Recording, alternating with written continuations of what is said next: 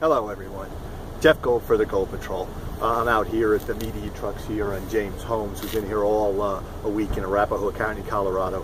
What we've got more than anything else is a picture from numerous victims so far of what happened inside that theater.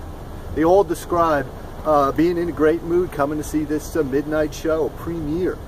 A young crowd, of course, to see Batman, but at midnight. The crowd was rowdy, was really enjoying even the previews for Superman, for The Hobbit. That set everyone up for when they did see this intruder. They just thought it was a prank. Many of them described it that way, as a joke or a prank, but it wasn't. The next thing most described was the whizzing of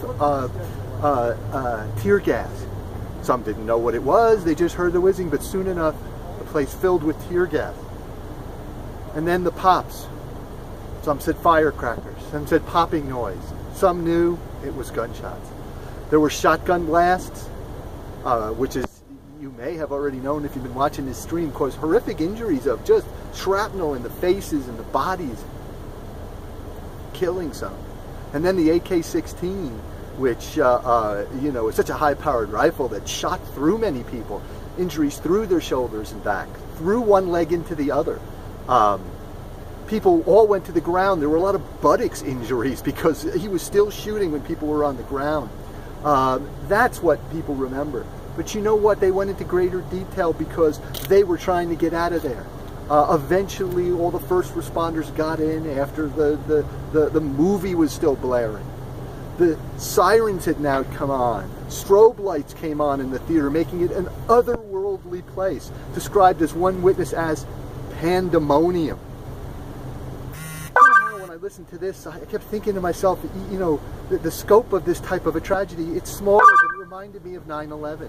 And I just wondered, you know, the first responders, had there been a trial, what stories would we hear at a trial there? But here we know, after everybody was cleared out, the dead were cleared out, the wounded were taken out, and responders there found in a zombie-like manner, because the ones that had been injured, which were walking, were speechless, in sort of a trance, not knowing what to do or where to go, but still walking, and many, of course, couldn't walk.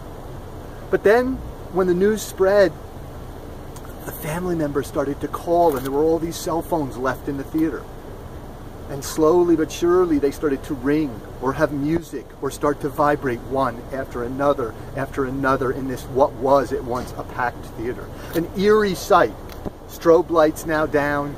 The movie screen actually had been pulled down by the police, and now just these phantom, ghost-like cell phone rings. Well, that's what this week is like, and next week we expect more of this intense testimony, first responders, victims, and then we'll see where we go from there.